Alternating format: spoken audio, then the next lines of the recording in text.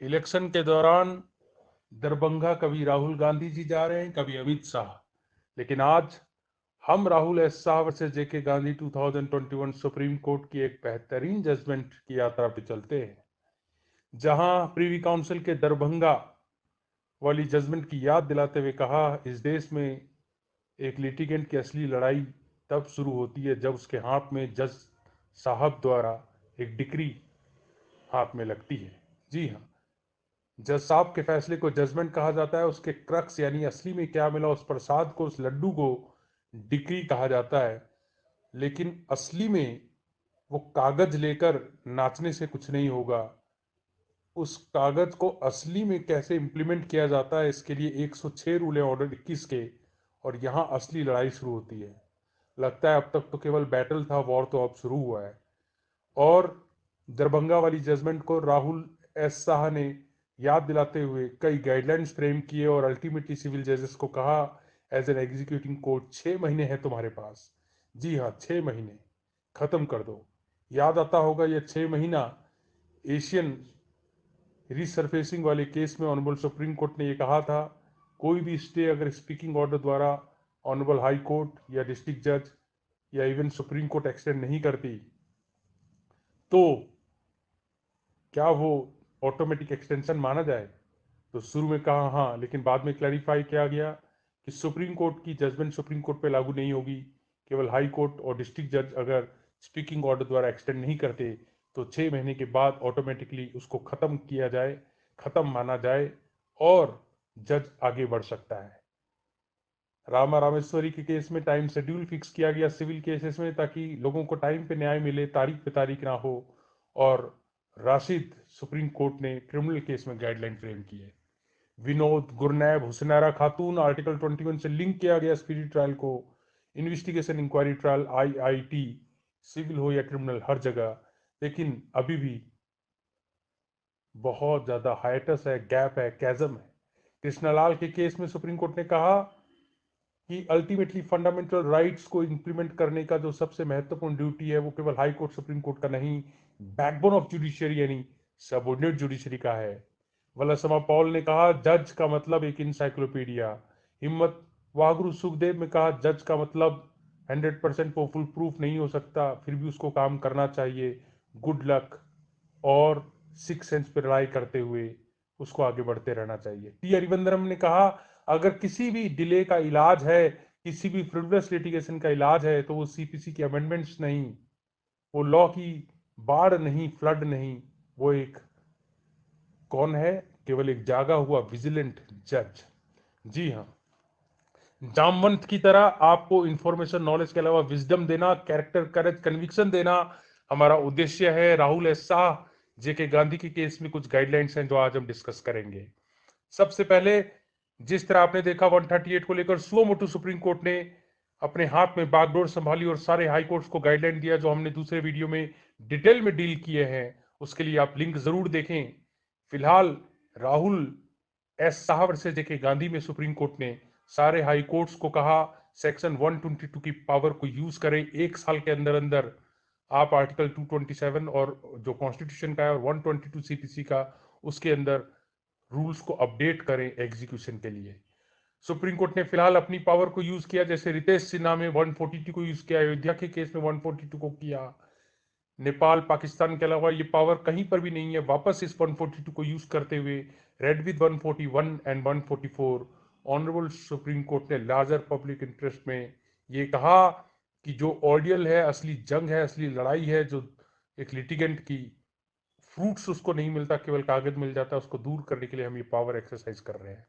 वो क्या रूल्स हैं, डायरेक्शंस हैं, जब तक कोई लेजिस्लेचर लॉ नहीं बनाता तब तक ये वैक्यूम को भर के रहेगा। इसके बारे में आज हम राहुल एस शाह वर्सेस जेके गांधी के केस में डिस्कस करेंगे, जहां पर खास पोजीशन यानी ऑर्डर 21 रूल 35 की बात आती है, तो कोर्ट को ऑर्डर 10 की पावर एक्सरसाइज करने के लिए कहा गया। ऑर्डर 10, जी हाँ, यानी कि पार्टीज को एग्जामिन करें कि थर्ड पार्टी का कोई इंटरेस्ट तो नहीं है, और 11-14 की पावर को एक्सरसाइज करें ताकि ट्रांसपेरेंसी, अकाउंटेबिलिटी आए। कोई भी डॉक्यूमेंट किसी से भी मंगवाना हो, डिस्क्लोज करवाना हो, ऑन ओथ डॉक्यूमेंट प्रोड्यूस करवाना हो, जिसके भी कागज कब्जे में है वो मंगवाएं, कट शॉर्ट करें लिटिगेशन, अंधेरे में तीर ना मारें। मारिया स्कुरिया फर्नांडिस, रामा रामेश्वरी, इन सब में भी ऑनरेबल सुप्रीम कोर्ट ने इंक्विजिटोरियल बेंट ऑफ माइंड से म्यूट स्पेक्टेटर अब तक के बने हुए जजेस को कहा कि प्रोएक्टिव हो जाएं। दोस्तों, किसी भी थर्ड पार्टी का इंटरेस्ट प्रॉपर्टी में हो, उसको लेकर 11-14 ऑर्डर 10 को यूज करना पहला डायरेक्शन है। रजनीश वर्सेस नेहा में ऑनरेबल सुप्रीम कोर्ट ने ओवर स्मार्ट हस्बैंड की पोल खोल के रख दी और पत्नियों को भी कहा मिसयूज ना करें, दोनों डिस्क्लोज करें अपने एसेट को। पूरी सीपीसी लगा के रख दी क्रिमिनल प्रोसीजर में, क्योंकि अल्टीमेटली वो सिविल राइट को ही इन्फोर्स कर रहा था। यहाँ पर भी राहुल शाहवर्त के केस में और गांधी के केस में ये कहा कि जहां पोजीशन जो है वो डिस्प्यूट में ही नहीं है, कोई क्वेश्चन ऑफ फैक्ट नहीं है, तो कोर्ट खुद दिमाग ना लगाकर कमिश्नर को बोले एक्यूरेट डिस्क्रिप्शन दो स्टेटस ऑफ प्रॉपर्टी को पता लगाने के लिए, यानी कि पार्टीज को एग्जामिन करना, उनसे डॉक्यूमेंट मंगाकर छानबीन करना, ऑर्डर 11 में कोई भी चीज ऑन ओथ उनको प्रोड्यूस करने के लिए कहना और लोकल कमिश्नर की मदद लेना और पार्टीज को एग्जामिन कर कर कट शॉर्ट करना, लिटिगेशन को, मल्टीप्लिसिटी को कम करना। और आपने ऑर्डर 40 रूल 1 में रिसीवर को भी अपॉइंट कर कर प्रॉपर्टी का पूरा मॉनिटर करना, क्योंकि कस्टोडियल एजिस आप हो, आपने प्रॉपर एडजुडिकेट करना है, तो दो बंदरों की लड़ाई में प्रॉपर्टी का नुकसान ना हो, इसके लिए रिसीवर को अपॉइंट करने की पावर भी आपको एग्जीक्यूशन के दौरान दी गई है। कोर्ट ने फिलहाल ये भी कहा कि डिक्री पास करने से पहले जहां पर आपको खास पोजीशन यानी ऑर्डर 21 रूल 35 36 जहां प्रॉपर्टी की पोजीशन को कब्जे को देना पड़ता है, तो आपका डिक्री अनएम्बिगुअस ना हो, यानी कि कोई एम्बिग्विटी ना हो, अनएम्बिगुअस हो, उसमें कोई कंफ्यूजन ना हो, कोई डबल मीनिंग बात ना हो, ताकि प्रॉपर्टी को लेकर कहीं कोई कंफ्यूजन ना हो, नहीं तो ऑर्डर 21 रूल 55 में घुसना पड़ता है। ठीक है, तो इसलिए आपको ये बात डिक्री पास करने से पहले ही एश्योर कर लेना है। मनी सूट में आपको ऑर्डर 21 रूल 11 को यूज करना है, यानी चट मंगनी पट ब्याह, यानी कि इमीडिएट एग्जीक्यूशन होना चाहिए। Decree for payment of money on oral application, मुंह से बोलते ही, लिखने की भी जरूरत नहीं है यार। Execution is nothing but continuation of suit, if it is so, मुंह से भी बोलना काफी है। दोस्तों, इशू सेटल होने से पहले पहले जो पेमेंट ऑफ मनी के सूट होते हैं, डिफेंडेंट को ऑन ओथ बोला जा सकता है अपने एसेट को डिस्क्लोज कर, जितना कि उस सूट में लायबल है वो देने के लिए। ऑर्डर 25, ऑर्डर 38, ऑर्डर 34, ये चीजें तो हम बाद में पढ़ेंगे। फिलहाल सुप्रीम कोर्ट ने ये कहा, कोर्ट किसी भी स्टेज में अप्रोप्रिएट केस में 151 की पावर एक्सरसाइज करते हुए सिक्योरिटी डिमांड कर सकती है, ताकि डिक्री होल्डर ठगा महसूस ना करे कि मेरे को कागज में डिग्री तो मिल गया है मगर ये तो सुदामा हो गया, विजय माल्या हो गया। इस तरह के ओवर स्मार्ट लोगों से पहले से ही सिक्योरिटी लिया जा सकता है।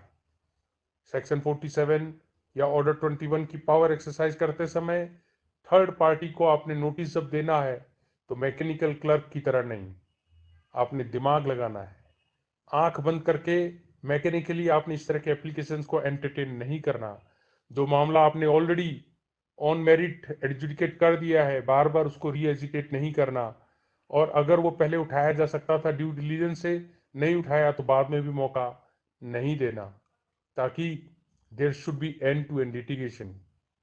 दोस्तों, ये भी इसमें कहा, एक्सेप्शनल और रेयर केस में ही एग्जीक्यूशन प्रोसीडिंग में आपको एविडेंस लेना चाहिए।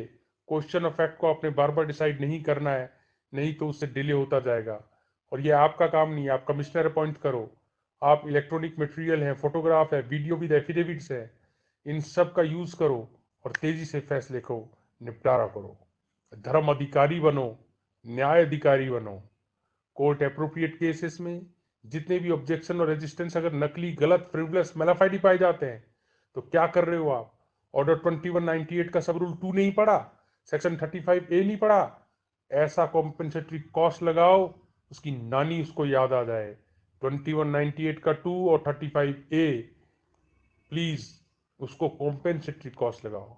सेक्शन 60 CPC हमारे नेक्स्ट वीडियोस में आप देखेंगे Bipasha Basu and others versus supreme court welfare fund से हमने पूरे सेक्शन 60 को याद किया हुआ है।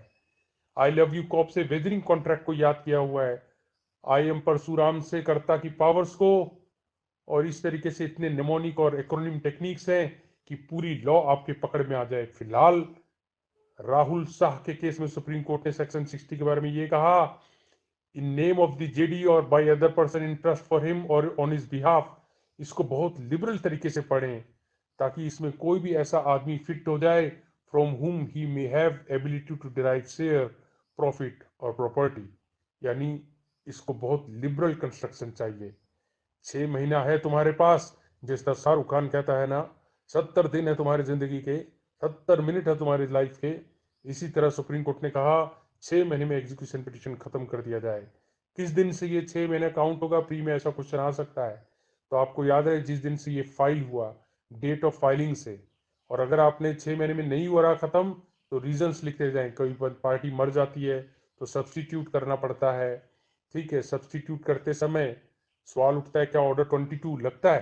कमेंट सेक्शन में आप बताएं क्या ऑर्डर 22 लगेगा, या फिर उसका लास्ट रूल बोलता है कि एग्जीक्यूशन पे लगता ही नहीं।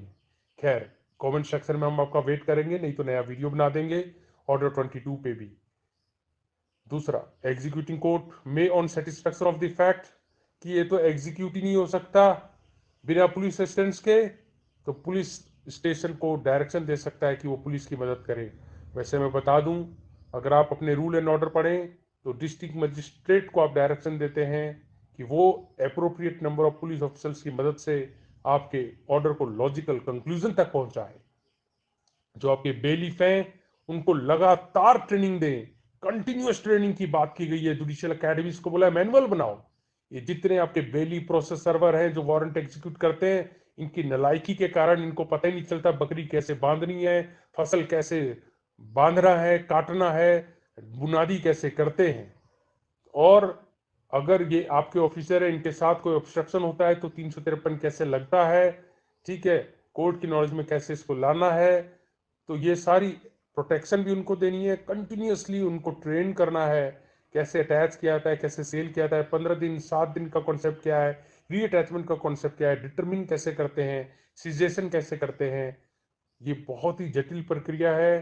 ड्यू प्रोसेस ऑफ लॉ से ही आप किसी की प्रॉपर्टी को अटैच और बेच सकते हैं, और ये सारी बातें इसमें डील की गई हैं।